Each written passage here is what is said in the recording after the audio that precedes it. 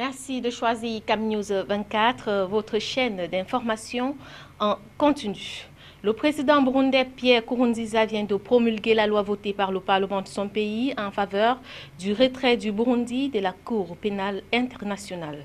Également au sommaire de cette édition, le regain de tensions ces derniers jours entre le Maroc et l'Égypte au sujet du Sahara occidental. Et puis un accord politique a été trouvé en RDC entre la majorité au pouvoir, une frange de l'opposition et la société civile. Voilà pour le menu de cette édition. Merci mesdames et messieurs de nous recevoir chez vous. Il est avec nous sur ce plateau pour commenter et analyser ces sujets et bien d'autres. Ghislain Kougon, spécialiste des questions internationales. Bienvenue. Le plaisir est partagé et merci pour l'accueil. Des paroles aux actes, le président burundais vient de promulguer la loi qui prévoit le retrait de son pays de la Cour pénale internationale. Les députés burundais ont massivement approuvé ce projet de loi, ce qui constitue un pas de plus vers la sortie du pays de l'AI. L'Assemblée nationale vote en faveur du retrait du Burundi de la CPI, une semaine après l'ouverture d'une enquête de l'ONU sur les violations des droits de l'homme commises dans le pays depuis avril 2015. Les députés ont voté ce mercredi 12 octobre 2016 une loi sanctionnant le retrait du Burundi de la Cour pénale internationale. Avant sa promulgation, le texte sera dans les prochains jours examiné par le Sénat qui doit à son tour l'adopter. Aucun risque envisageable de blocage dans la chambre haute du Parlement burundais puisque largement dominé par le CNDD-FDD parti au pouvoir. À savoir que le Burundi est le premier pays africain dont le Parlement a adopté une loi sanctionnant le retrait de la Cour pénale internationale. La CPI, qui ne peut certes pas enquêter de sa propre initiative sur un pays non membre, mais elle peut le faire si le Conseil de sécurité de l'ONU l'y autorise. Le statut de Rome, traité fondateur de la CPI, stipule que le retrait prend effet 1 an après la date à laquelle la notification a été reçue, à moins que celle-ci ne prévoie une date postérieure et n'affecte en rien la poursuite de l'examen des affaires avant la date à laquelle il a pris effet. La procédure reste donc relativement longue. Ghislain Kougon, c'est une première dans l'histoire de la Cour pénale internationale.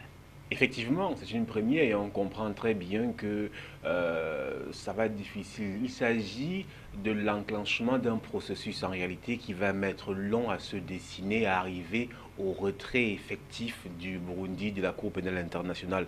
Ce n'est qu'un avant-projet, si vous voulez, parce que quand vous regardez la procédure, elle est encore longue et elle s'étale sur 1 an à partir du moment où le Burundi doit en notifier tout cela au secrétaire général des Nations Unies pour qu'à partir de la date de la notification, on attende encore 1 an pour que le retrait du Burundi de la CPI soit réellement effectif. Donc, ce n'est pas encore fini, mais ça donne déjà le ton, notamment, de cette décision, comprise les présidents, les chefs d'État de l'Union africaine, sur proposition du président kényan, Kenyatta, qui lui aussi était sous une procédure de la CPI, procédure qui a été abandonnée finalement, notamment de mettre sur pied une feuille de route visant le retrait des pays africains de la CPI. Il s'agit de 34 pays africains aujourd'hui signataires du traité de Rome, fondateur justement de la Cour pénale internationale.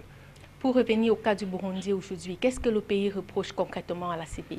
Notamment l'ouverture d'une enquête préliminaire le 25 avril dernier, 1 an après la crise, sur ce qui se passe au Burundi. Vous le savez très bien, la Cour pénale internationale estime que le pouvoir est pour beaucoup, le pouvoir travailler à attiser le feu, à jeter de l'huile sur le feu, et que tout cela ne se serait pas passé si Pierre Nkurunziza n'avait pas décidé de briguer un 3e mandat, et tout cela en porte-à-faux avec la constitution du Burundi.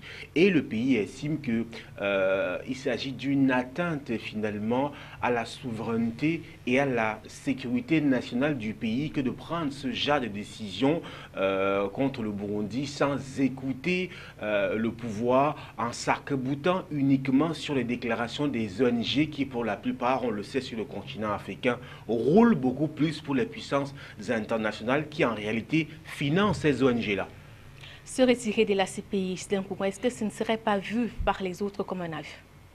Vu pays. par les autres, par qui? Par les puissances internationales. Je ne pense pas que cela intéresse le Burundi aujourd'hui.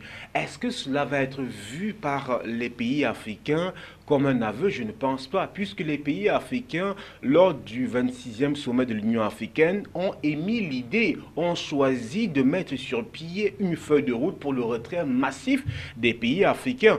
Il n'y a qu'à voir le comportement de certains pays africains, notamment sur l'exécution des mandats commis par la Cour pénale internationale. Je prendrai ici le cas du président Omar el-Béchir, qui s'est vu circuler, qui a circulé librement en Afrique du Sud. Et vous savez très bien que l'Afrique du Sud est signataire du traité de Rome. Mais cela n'a pas contraint l'Afrique du Sud, notamment, à arrêter le président el-Béchir qui est parti librement de l'Afrique du Sud. Ça montre très bien que les États africains n'ont pas la même vision, n'ont pas une bonne image de la CPI, et a raison, parce que depuis que la CPI est née, aujourd'hui, la CPI a pour rôle, on a le sentiment de sanctionner beaucoup plus les Africains.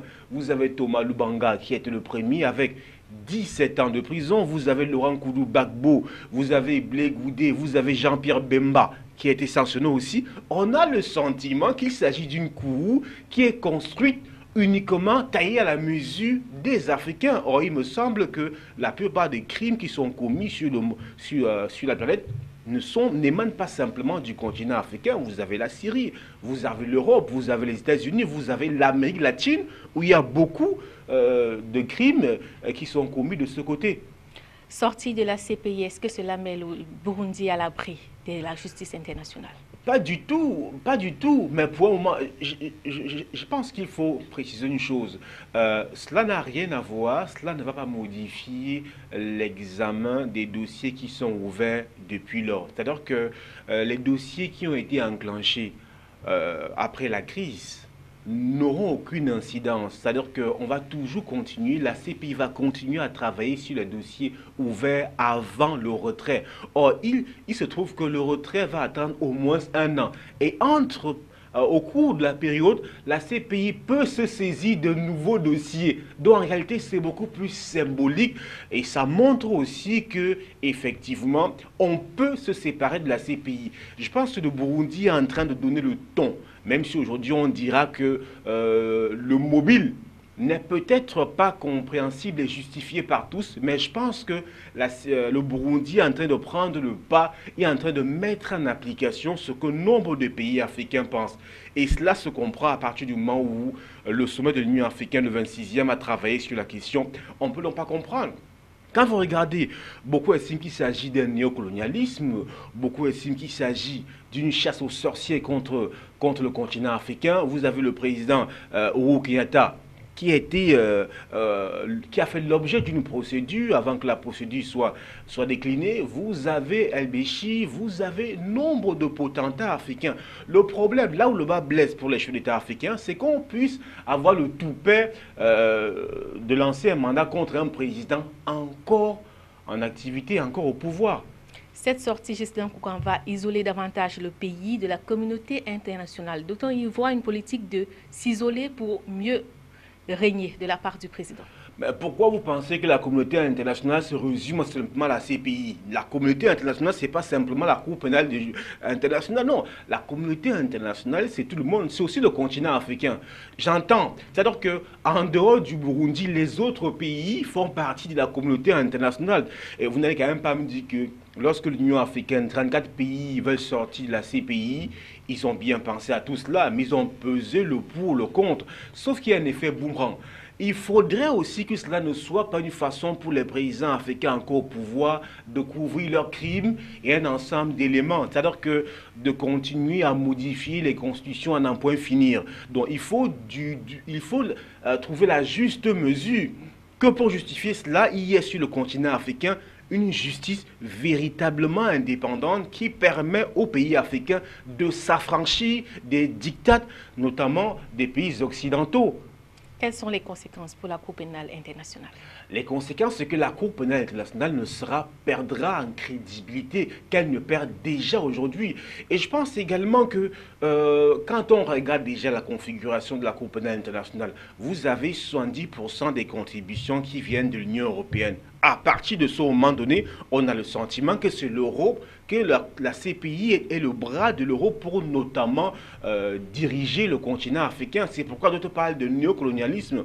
La conséquence, c'est qu'aujourd'hui, la plupart des sujets sont africains. Et si l'Afrique se retire, la CPI va perdre en consistance parce qu'elle va devoir trouver d'autres sujets que les sujets brisés qui sont les sujets africains où vous n'avez pas de président qui ont suffisamment de coffres pour se défendre. Donc si le continent africain sera, parce que vous voyez que la plupart des dossiers traités par la CPI sont les pays africains. C'est-à-dire que la matière de la CPI, il faut le dire, l'existence de la CPI, c'est l'Union africaine, c'est les pays africains. Alors si l'Afrique n'est plus là, la CPI n'a donc plus raison d'être, n'a plus matière à travailler, ou alors doit se trouver un autre terreau. Et à ce moment donné, je verrai comment Fatou Bensouda, qui a fait part de ce que elle travaille sur d'autres sujets, sur l'Amérique latine, on verra donc comment elle va travailler sur ces sujets-là, et notamment en commençant par l'Union européenne qui finance. Vous voyez que certains pays qui financent ne comprendront pas que leur président soit poursuivi, ou alors certains de leurs potentats.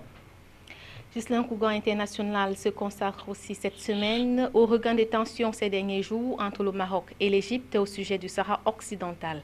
En effet, le royaume chérifien n'a pas du tout apprécié l'accueil réservé par les autorités égyptiennes à une délégation parlementaire du Sahara occidental lors de la conférence arabo-africaine. Ghislain Kougan, ce n'est pas la première fois que le torchon brûle entre le Maroc et l'Égypte à propos du Sahara occidental. Effectivement, ça fait, je crois, plus de 3 fois ces derniers mois. Je pense qu'il s'agit d'une guerre de positionnement. Vous avez ces 3 grands pays, vous avez l'Algérie, vous avez le Maroc, vous avez l'Égypte. Ce sont les 3 grands pays. Vous avez au milieu le Sahara occidental. Et vous avez le Sahara occidental qui a 2 factions. C'est-à-dire que vous avez le Maroc qui veut éliminer le Sahara occidental, et vous avez de l'autre côté l'Algérie qui supporte le Sahara occidental.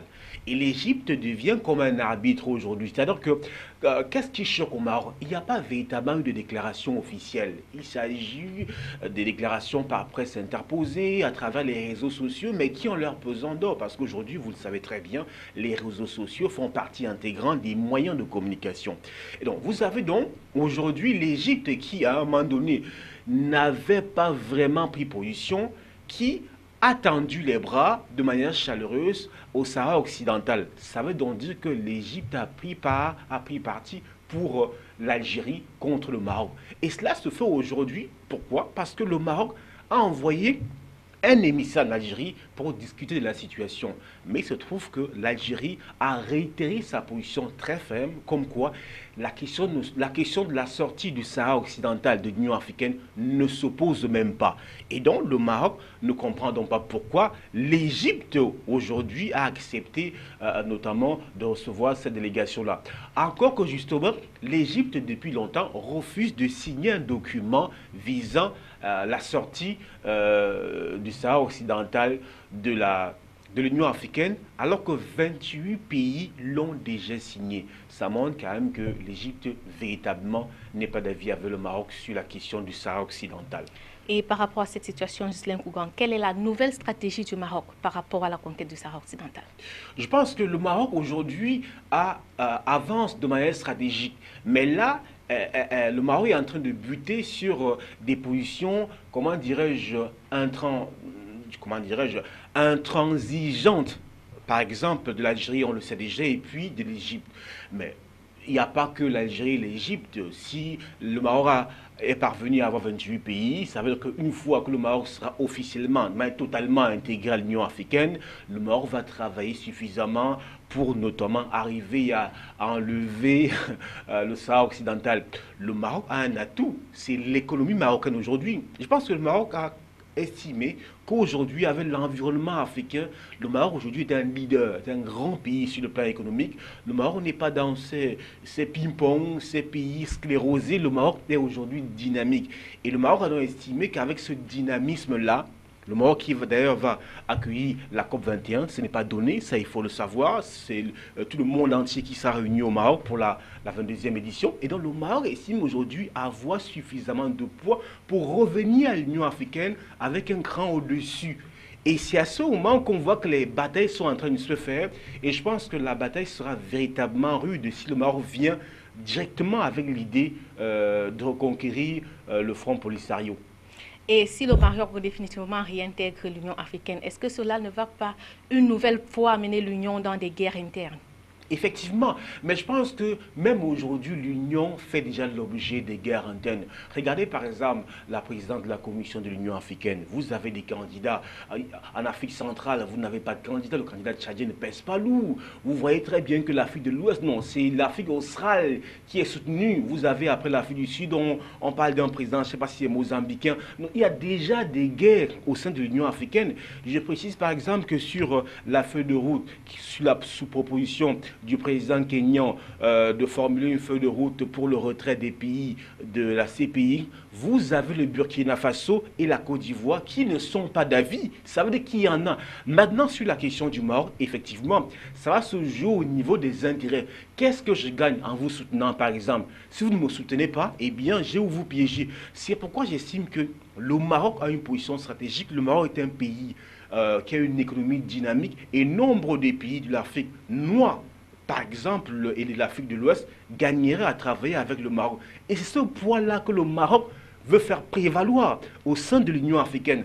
Le retour du Maroc dans l'Union africaine n'est pas un retour gratuit, c'est un retour calculé, mais je pense que la tâche sera rude parce que l'Algérie, et notamment, ne compte pas véritablement faciliter les choses au Maroc. Si le Maroc vient en brandissant, comme il le fait, l'idée justement de reconquérir le Sahara occidental. Est-ce que cette situation, ces guerres sur le Sahara occidental ne fragilisent pas davantage les relations entre le Maroc et l'Égypte?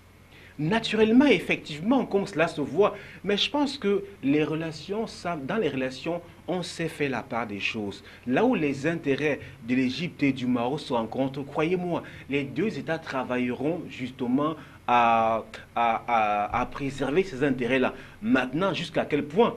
Donc, je pense que s'il y a un État qui trouve un moyen de faire payer à l'autre, il le fera. Mais il ne le fera que s'il estime qu'il n'y a pas un retour, un boomerang négatif pour sa part.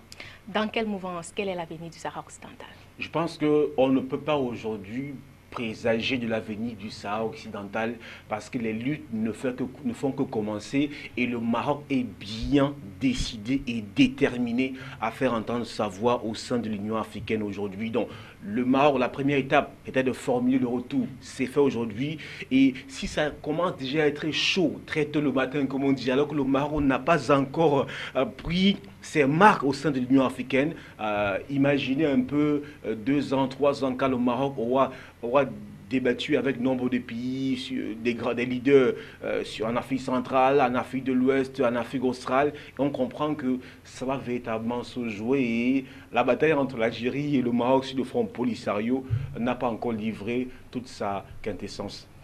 Voilà, Ghislain Kougon, qui nous conduit à la dernière thématique de cette édition. Les participants au dialogue national en République démocratique du Congo sont parvenus en début de semaine à un accord politique après 6 semaines de discussions. Prévu pour novembre 2016, conformément à la constitution du pays, l'élection présidentielle en RDC pourrait avoir lieu en décembre 2018. L'annonce a été faite ce samedi lors de la reprise des travaux du dialogue national par le président de la commission électorale indépendante. Corneille Nangaa justifie ce glissement du calendrier électoral par le délai nécessaire pour l'enregistrement des électeurs. Le fichier électoral, a-t-il dit, ne sera pas disponible avant le 31 juillet.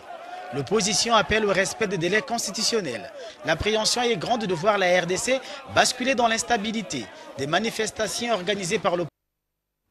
Ghislain Kougon, que sait-on de cet accord signé entre le pouvoir et l'opposition? Je pense 2 ou 3 points fondamentaux. Par exemple, on sait que la date de dépôt des candidatures, c'est le 30 octobre 2017. On sait que les élections législatives provinciales et présidentielles se feront en 2018, même si la date n'a pas été très correctement communiquée. On sait surtout qu'il y aura un Premier ministre issu de l'opposition. Ça, c'est pour ce qui est des résolutions. On sait aussi qu'il y aura un comité de suivi composé de 7 membres de l'opposition, 7 membres du parti au pouvoir et 3 membres de la société civile. Donc voilà un ensemble d'éléments qui ont été définis lors de ce dialogue-là. Est-ce que cet accord ne donne pas l'impression d'un partage du pouvoir? C'est exactement l'idée qu'il y a été évoqué et c'est ce que l'opposition et la majorité au pouvoir ont, les deux, ont voulu éviter. C'est vrai que cela donne le sentiment, mais de quoi s'agissait-il concrètement? Il s'agissait du partage du pouvoir, il faut le dire, puisqu'on travaille au report de l'élection présidentielle. Il y a une vacance. Pendant ce moment, qui va administrer le pouvoir? Eh bien, il s'agissait d'un dialogue visant à définir cela. Le problème maintenant peut se situer au niveau des participants de part et d'autre, notamment les participants de l'opposition. Justin Kougan, l'élection présidentielle est prévue selon cet accord pour 2018, dans 2 ans. C'est pas assez long pour refaire le fichier électoral? Pas simplement le fichier électoral, je pense qu'il y a eu des contraintes techniques, logistiques et financières évoquées par la CENI qui a introduit auprès de la Cour constitutionnelle un report qui a été validé. Il y a des contraintes techniques, le fichier électoral. Je pense que l'article 5 de la loi en RDC estime que les jeunes de 18 ans sont des électeurs et donc peuvent exprimer leur voix. Et entre 2011 et 2016, vous voyez bien qu'il y en a qui n'avaient pas la majorité électorale, qui aujourd'hui sont désormais aptes à voter. Il faut donc qu'on puisse retoiletter le fichier électoral. En dehors de cela, il faut les fonds, il faut suffisamment d'argent et ce n'est pas aussi facile. Il faut aussi de la logistique. Vous avez la RDC qui est un pays véritablement enclavé. Il faudrait donc que toutes les régions soient répertoriées et que le vote se fasse de manière totale dans tout le pays. Donc, il y a un ensemble d'entraves qui peuvent justifier le report. Maintenant, 2 ans, c'est peut-être beaucoup pour certains, mais je pense qu'il y a un ensemble de choses à mettre sur pied, d'éléments, de situations, de conditions à remplir pour aller à une élection équitable. Quand vous dites c'est trop, je pense que vous vous fiez aux déclarations du ministre des Affaires étrangères français, Jean-Marc Ayrault, qui n'engage que lui et son pays. Justin Kougan, l'une des grandes préoccupations aujourd'hui en RDC, c'est de savoir si le président sortant sera candidat aux prochaines échéances électorales. L'accord prévoit quelque chose à propos de cela? Je pense que l'accord prévoit qu'on va respecter la Constitution. L'accord prévoit que pendant cette période-là, la période de vacances entre parenthèses, le président Kabila sera au pouvoir. Maintenant, sur la question de est-ce que Joseph Kabila sera candidat à la prochaine élection présidentielle, c'est tout à fait vague. On a simplement dit que le président va respecter la Constitution. Donc en réalité, la question n'est pas primordiale dans cet accord, même si pour certains, et notamment l'opposition radicale qui n'a pas pris part aux échéances, aux travaux, là on pense à Moïse Katumbi ou alors à votre ami Étienne Tshisekedi, on peut comprendre dans cela, mais je pense que l'opposition qui est là, elle peut ne pas être représentative de toute la classe politique de l'opposition en RDC, mais elle représente au moins ceux qui veulent discuter, ceux qui veulent débattre, ceux qui veulent échanger pour que la RDC puisse avancer. On ne peut aller qu'au dialogue. L'opposition n'a pas pris part au dialogue. Est-ce que cela ne va pas fragiliser cet accord?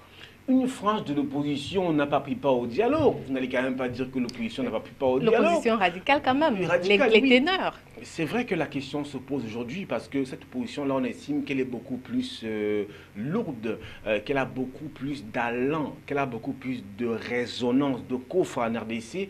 Mais je pense simplement qu'ils ne vont pas, ces gens-là, ramer à contre-courant, même si quand on écoute Moïse Katumbi, quand on écoute Étienne Tshisekedi, ce qui se passe ne relève que du folklore. Et à revenir maintenant au peuple congolais, on a observé au Congo la journée morte appelée par l'opposition radicale mercredi dernier qui a été respectée. Est-ce que le peuple congolais se sent vraiment concerné par cet accord? Justement, je pense que l'élément que vous évoquez est très intéressant et puis significatif du poids de l'opposition radicale qui n'a pas daigné prendre part aux échanges. Et c'est un peu le bémol que l'on peut relever dans ces accords, mais en même temps, on ne peut pas obliger ceux qui ne veulent pas à venir négocier un accord, puisque eux, ils ont évoqué des préalables. Leur préalable, c'est que justement, Joseph Kabila Kabange soit écarté de tout, ce qui n'était pas un argument recevable, un point recevable pour la majorité au pouvoir. À un moment donné, quand on veut arriver à la paix, il faut aussi apprendre à composer, à arriver à des compromis. Mais je pense que les jours à venir vont nous situer, mais en même temps, il faut le repréciser.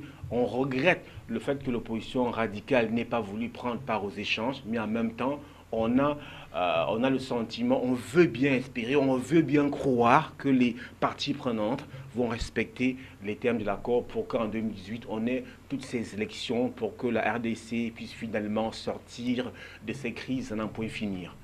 Une délégation du bureau du procureur de la Cour pénale internationale vient de séjourner à Kinshasa. Gisner Kouga, quelle appréciation? Je pense que cela va de soi. On peut comprendre que la RDC soit aujourd'hui le théâtre de nombre de crimes. D'ailleurs, il y a eu 20 morts à la suite des échauffourées. C'était au moment de, je crois, que la récolte des chenilles en RDC, des bagarres interethniques au Congo. Il y a eu 20 morts. Et c'est normal que la CPI est toujours partout. Le problème maintenant, c'est la crédibilité de la CPI. Le problème maintenant, c'est la fiabilité des rapports de la CPI. Le problème, c'est de l'impartialité des ONG qui sont sur le terrain et qui, finalement, rapportent des choses à la CPI qui, pour le parti au pouvoir et certaines de la population, ne sont pas forcément à l'image de ce qui se passe sur le terrain. Le problème, il s'agit d'un problème de crédibilité, d'une part, du parti au pouvoir en RDC, mais d'autre part aussi de la CPI et des ONG qui y travaillent. Donc, à un moment donné, que la CPI soit, qu'une délégation de la CPI soit en RDC, cela se comprend maintenant. Que va faire la délégation, si ce n'est se servir des rapports des ONG qui sont très souvent des rapports partiels et même parcellaires, ou alors, je ne pense pas que la délégation de la CPI puisse tenir compte de ce qui se passe du côté du pouvoir. Pas du tout. Donc, au soir du 20 décembre, Ghislain Kougan, ce sera la fin du mandat du président sortant. Que va-t-il se passer? La suite, ce sera quoi après le 20 décembre? La suite, ce sera ce qu'on estime. On pense que la suite, c'est contenu dans l'accord qui a été signé. Maintenant, je comprends votre insistance, il faudrait déjà que les différentes parties prenantes acceptent les termes de l'accord. Deuxièmement, il faudrait que l'opposition radicale ne mette pas son grain de sel. Et je ne pense pas que l'opposition radicale en RDC aujourd'hui veuille bien se retirer. C'est pourquoi votre question est pertinente. Qu'est-ce qui va se passer? Aujourd'hui, personne ne peut véritablement répondre à cette question parce que personne ne connaît véritablement les intentions de l'opposition radicale. On ne sait pas si elle va accepter ce qui s'est passé. On ne sait pas si elle va accepter d'être spectateur de ce qui se passe en RDC. Je ne vois pas un Moïse Katumbi, un Etienne Tshisekedi être spectateur. C'est pourquoi les lendemains sont incertains pour la RDC.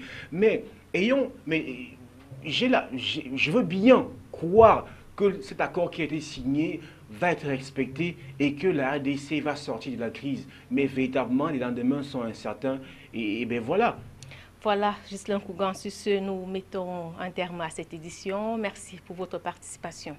Le plaisir est partagé. Merci infiniment.